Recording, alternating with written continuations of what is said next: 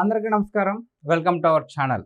జగన్మోహన్ రెడ్డి గారు ఈరోజు నెల్లూరు పర్యటనకి అయితే వెళ్ళారు. ఎందుకు అంటే కాకాని గోవర్ధన్ రెడ్డి అలాగే నల్లపురెడ్డి ప్రసన్న కుమార్ రెడ్డి గారిని కలవడానికి ములాఖాత్ అవ్వడానికి జైల్లో ఉన్నారు కాబట్టి వాళ్ళని ములాఖాత్ అవ్వడానికి ఈరోజు నెల్లూరు పర్యటనకి అయితే వెళ్ళడం జరిగింది.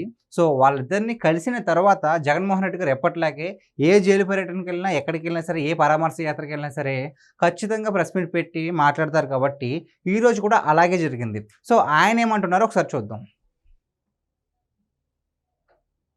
ఎందుకయ్యా ఒక రాజకీయ నాయకుడు తమ పార్టీకి సంబంధించిన వాళ్ళను కలవడం ఏమైనా నేరమా అని అడుగుతా ఉన్నాను. అలా కలవడానికి వస్తే అదేమైనా తప్ప అని అడుగుతా ఉన్నాను. జగన్మోహన్ రెడ్డి గారు ఏమంటున్నారంటే ఒక రాజకీయ నాయకుడు వాళ్ళ పార్టీలో ఉన్న వ్యక్తుల్ని కలవడానికి వెళ్తే తప్ప అంటున్నారు. తప్పేమీ కాదు, కానీ మీరు కలిసేది ఎవరిని? జైల్లో ఉన్నవారిని. తప్పు చేసిన వాళ్ళని కలవడానికి వెళ్తున్నారు. దానికి కూడా మీకు బందోబస్తు కావాలి, ఇంతమంది పర్మిషన్ కావాలంటే ఎక్కడి నుంచి వస్తుంది? ఈయన ఇంతలా ఎందుకు మాట్లాడుతున్నారంటే జగన్మోహన్ రెడ్డి గారు ఈయనకి కావాల్సిన పర్మిషన్ ఇవ్వలేదు. సో దాని గురించి ఈయన ప్రెస్ మీట్ పెట్టి వెళ్ళడం తప్ప. ఒకవేళ ఆంక్షలు విధించినా కూడా ఆయన ఎప్పుడైనా పాటించారండి? గుంటూరు పర్యటన కావచ్చు, ఇంక వేరే పర్యటన కావచ్చు, ఎక్కడికి వెళ్ళినా సరే మీరు ఎంతమంది ఇన్ని వాహనాలతోనే వెళ్ళాలంటే జగన్మోహన్ రెడ్డి గారు ఎప్పుడైనా ఆ పద్ధతుల్ని ఆ రూల్స్ని ఎప్పుడన్నా పాటించారా? లేదు కదా. సో ఈసారి కూడా వేలాది మంది జనాన్ని వెంటేసుకుని వెళ్ళి సో అక్కడ రచ్చరచ్చ చేశారు. ఇప్పుడేమంటున్నారంటే మా నాయకుల్ని కలవడం తప్ప అంటున్నారు. తప్పు చేసిన వాళ్ళ దగ్గరికి వెళ్ళడానికి ఎంతమంది సెక్యూరిటీ ఎందుకు సార్ అవసరం? సో అంతేకాకుండా ఇంకేమంటున్నారంటే ఈయన ఎందుకు ఆంక్షలు పెడతా ఉన్నారు అని అడుగుతా ఉన్నాను. నా కార్యక్రమానికి నన్ను అభిమానించే వాళ్ళు ఎవరైనా కూడా వస్తే తప్పేమిటి అని అడుగుతా ఉన్నాను. వాళ్ళని రానివ్వకుండా ఏకంగా రోడ్లన్నీ తోగారు. సందులు బొందులు ఎక్కడి నుంచి అయితే బండ్లు వస్తాయని అనుకుంటున్నారో, టూ వీలర్స్ వస్తాయని అనుకుంటున్నారో రాకుండా చేసేందుకు ఏకంగా రోడ్లను తోగిన అధ్వానమైన పరిస్థితి బహుశా ప్రపంచ చరిత్రలో ఏ రాజకీయ పార్టీకి ఉండదు. జగన్మోహన్ రెడ్డి గారు ఏమంటున్నారంటే నన్ను చూడడానికి ప్రజలు రావడం తప్ప, నన్ను అభిమానించే వారికి నన్ను చూడాలనుకోవడం తప్ప. అలా వస్తారేమో చెప్పేసి కూటమి ప్రభుత్వం నాయకులు ఏం చేశారు అంట, రోడ్డులు తవ్వేశారంట, గుంతలన్నీ మొత్తం గుంటలు పెట్టేశారంట. ఎందుకు సార్ అలా చేస్తారు? ఇప్పటికే మీరు గుంటలు పెట్టేసిన అన్నింటికి కూడా రోడ్లు వేసుకుంటూ వెళ్తుంటే మళ్ళీ వేసిన రోడ్డుని ఎందుకు తవ్వుతారు చెప్పండి?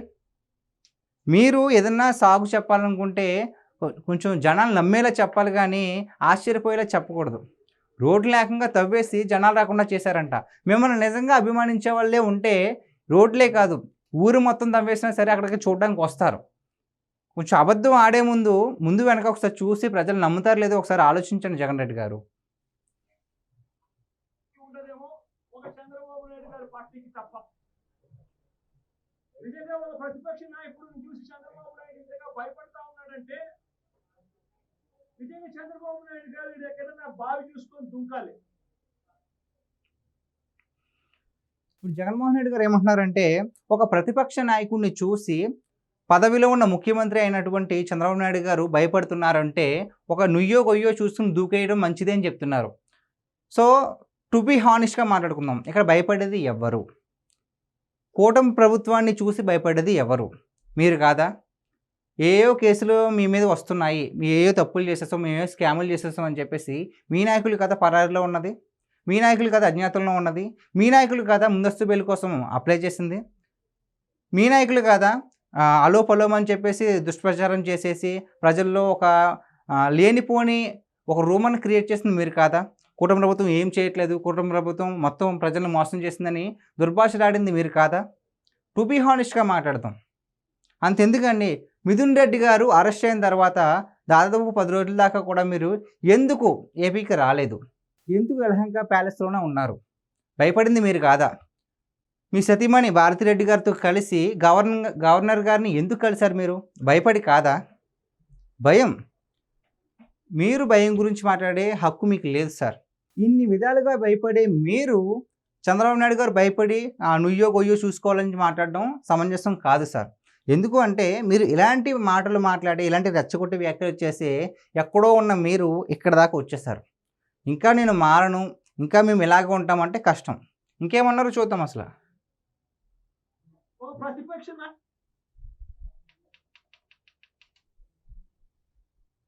నాయకుడిని చూసి, ఒక ప్రతిపక్షాన్ని చూసి ఇంతగా భయపడి ఆయన వస్తున్నాడేమో, ఆయన వస్తా ఉంటే అభిమానులను ఆపేదాని కోసం అని చెప్పి, ఆయన వస్తా ఉంటే ప్రజలను ఆపేందుకోసమని రోడ్లను కూడా తోమిన చరిత్ర ఒక చంద్రబాబు నాయుడు గారికి మాత్రమే దక్కుతుంది. ఈరోజు దాదాపుగా 2000 పైచిలకు పోలీసులు, 2000 పైచిలకు పోలీసులు, లెక్కలేనంత మంది డిఎస్పీలు, డిఐజీ ఇక్కడే కిస్ చేసినాడట. నాకు ఆశ్చర్యం అనిపించింది అసలు. వీళ్ళంతా కూడా నా సెక్యూరిటీ కోసం కాదు, వీళ్ళంతా జగన్ వస్తా ఉన్నాడు అని అంటే జగన్ చూడడానికి అభిమానులు ఎవరైనా వస్తారేమో, ఆ అభిమానులను ఆపడం కోసం ఇంతమందిని ఉపయోగిస్తా ఉన్నారు. సార్ మీకు నిజంగానే అంతలాగా అభిమానులు ఉంటే కనుక 2024 ఎన్నికల సమయంలో మీరు సిద్ధం సభలు పెట్టినప్పుడు ఎందుకు సార్ మీరు డబ్బులు ఇచ్చుకుని, లేదంటే స్కూల్ పిల్లల్ని, కాలేజ్ పిల్లల్ని బలవంతంగా రప్పించుకున్నారు? మీకు నిజంగానే అంతలా అభిమానులు ఉంటే కనుక ఎందుకు పెయిడ్ ఆర్టిస్ట్ అంటారు కదా, సో పెయిడ్ పీపుల్ని ఎందుకు తీసుకొచ్చుకున్నారు మీ సభలకి? చాలా 2024 ఎన్నికల సమయంలో చాలా మీరు పెట్టిన సభల్లో చాలామంది లేరు, మొత్తం ఖాళీ వెళ్ళిపోతున్నారు. బలవంతంగా మందు, బిర్యానీ అవన్నీ ఇచ్చి సొంతంగా తీసుకొచ్చుకున్నారు. మీరే సార్ అభిమానుల గురించి మాట్లాడేది? ఈయనే కాదు, ఇంకొకరు ఎవరు, గోరంట్ల మాధవ్ గారు, ఆయన ఏమంటున్నారంటే జగన్ అంటే జనం, జనం అంటే జగన్ అంటున్నారు. ఆయన ఏమో ఎగ్జాంపుల్, ది బెస్ట్ ఎగ్జాంపుల్ ఏం చెప్పారంటే, ఒక తుఫాను వచ్చినప్పుడు ప్రభుత్వం ఎన్ని చర్యలు అయితే తీసుకుంటుందో, ఎంత జాగ్రత్త తీసుకుంటుందో, జగన్మోహన్ రెడ్డి గారు పర్యటన వెళ్ళినప్పుడు కూడా అన్ని జాగ్రత్తలు తీసుకోవాలి, అంతే భద్రత ఉండాలి అని చెప్పేసి ఏకంగా తుఫాన్తో పోల్చారు జగన్మోహన్ రెడ్డి గారిని. అంటే తుఫాను వచ్చినప్పుడు మొత్తం ఊరంతా ఖాళీ చేసేస్తారు కదా, అలాగే జగన్ గారు పర్యటన చేసినప్పుడు కూడా ఊరంతా ఖాళీ చేయించాలా ఏంటి?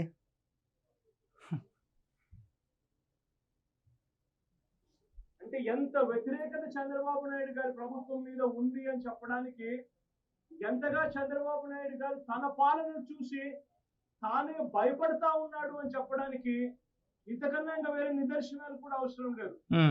ఎవరైనా ఎక్కడైనా పాలన చేస్తే, యాక్చువల్లీ మీరు అన్నారు కదా 500 మంది పోలీసులు నన్ను చూడడానికి వచ్చే వాళ్ళని కంట్రోల్ చేయడానికి అంటున్నారు కదా. కాదు కాదు, వాళ్ళు వచ్చింది ఎందుకు? మొన్న ఒక పర్యటనలో ఒకరి మీద సింగయ్య అనే ఒక మీ కార్యకర్తనే ఎక్కించి తొక్కించేశారు కదా. అలాంటి సింగయ్యలు కానీ, అలాంటి ఇంకొకరు కానీ తయారవ్వకూడదు, ఇంకొకరు కుటుంబంలో ఒక వ్యక్తి కోల్పోకూడదు అని జాగ్రత్తల్లో బందోబస్తు క్రియేట్ చేశారు. మీరు అన్నట్టుగా మీ గురించి కూడా కాదు, మీ అభిమానులను కంట్రోల్ చేయడం కూడా కాదు, అలా ఎవరికి జరగకూడదని చెప్పేసి అలా బందోబస్తు ఇచ్చారే తప్ప మిమ్మల్ని, మీ అభిమానులను కంట్రోల్ చేయడానికి 500 పోలీసులు అవసరం లేదు సార్. ఇంకేమంటున్నారంటే ఈయన చేస్తే బ్రహ్మాండమైన పాలన అందించి ప్రజల మన్ననలు పొంది, ఆ మన్ననలతో ఆశీస్సులతో వచ్చే పాలన చూసి సంతోషపడాలి. కానీ ఇక్కడ అడుగు పెట్టినప్పటి నుంచి, పాలన మొదలైనప్పటి నుంచి సూపర్ 6లు, సూపర్ 7లు అని అంటూ ప్రజలంతా వెన్నుపోటు పొడిచాడు. పాలనంతా ఎక్కడ వెన్నుపోటు పడవలేదండి. సూపర్ 6 ఇంకా అమలవుతూనే ఉంది. ఇప్పుడు దాకా సూపర్ 6లో భాగమైనటువంటి పెన్షన్లు పెంపు చేశారు. అలాగే సిలిండర్లు సంవత్సరానికి 3 సిలిండర్లు ఇచ్చారు. అలాగే ఇప్పుడు ఆగస్టు 2వ తారీఖు నుంచి అన్నదాత సుఖీభవ అనే కార్యక్రమాన్ని కూడా చేపడుతున్నారు.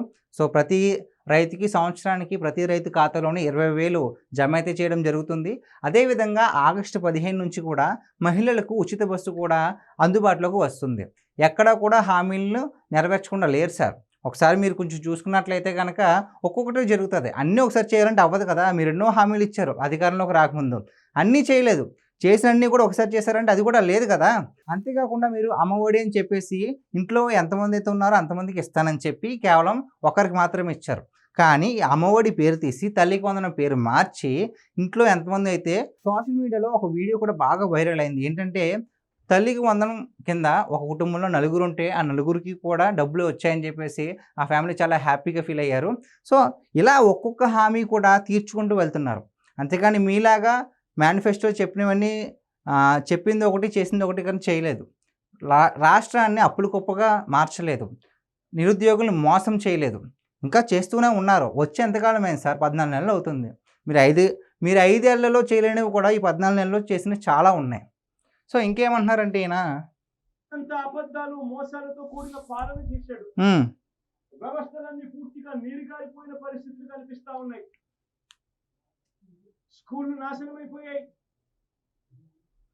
విద్యా దీవెన, వసతి దీవెన అందక 6 క్వార్టర్స్ 6 త్రైమాసికాల ఫీజులు అందక, హ్మ్. విద్యా దీవెన, వసతి దీవెన అందక పిల్లలు చదువులు మానేస్తా ఉన్న పరిస్థితులు. ఆ వసతి దీవెనకి మీరు ఎంత బకాయిలు పెట్టారో తెలుసా సార్? మీకు గుర్తుందా కనీసం? 4,200 కోట్లు దాదాపుగా. అన్ని కోట్లు బకాయిలు మీరు పెట్టేస్తే ఒక్కొక్కటి ఇచ్చుకుంటూ వెళ్తున్నారు కూటమి ప్రభుత్వం. మీరు పెట్టిన బకాయిల్ని వీళ్ళు తీరుస్తున్నారు. అందుకు అవి ఇవ్వడానికి ఇప్పుడు భారంగా అయినాయి. కానీ మీరే సక్రమంగా అప్పుడే ఇచ్చి ఉంటే కనుక ఇప్పుడు మీరన్నట్టుగానే 6 టర్మ్స్ కూడా మంచిగా వెళ్ళేవి.